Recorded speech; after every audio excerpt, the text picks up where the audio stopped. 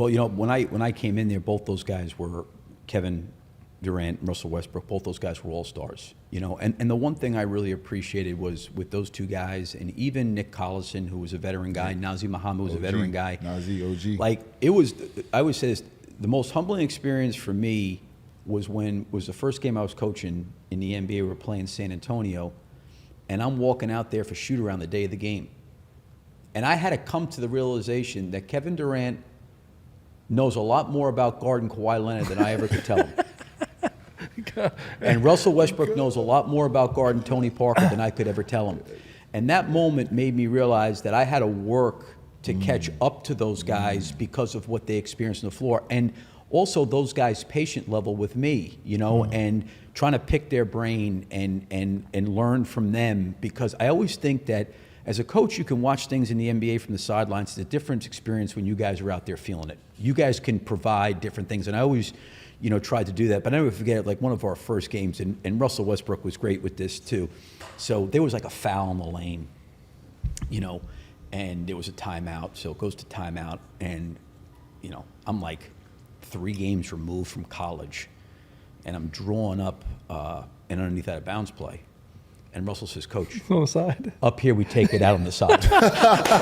You know, but like they would joke with me there on that stuff, and I think they felt like I worked hard. You know, the one thing I loved about those two guys, and I tell a lot of players this, those two guys, and really the whole team and the organization in a lot of ways, even Serge Ibaka, all of them, but Kevin and Russell were in that gym, whether there was a game the night before or no game, at 8:30. Respect. Every day. Respect.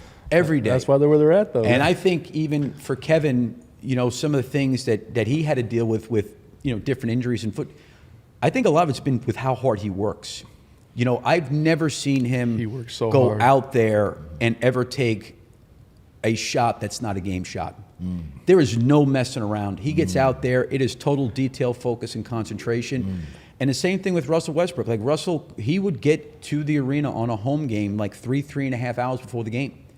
And I always said it was like a great comfort thing is that you walk into the locker room before the game, you know, pre-game film, whatever it is, you know that guy is going to be shot out of a cannon once the jump ball goes up, you know. And I had great admiration for the way those guys competed, loved the game, and played the game. I wish in some way we could have found a way to get through Golden State and beaten them. But, you know, I was very, very fortunate to be around those guys. And then obviously, I think organizationally, helping me with the transition, the organization was very helpful as well.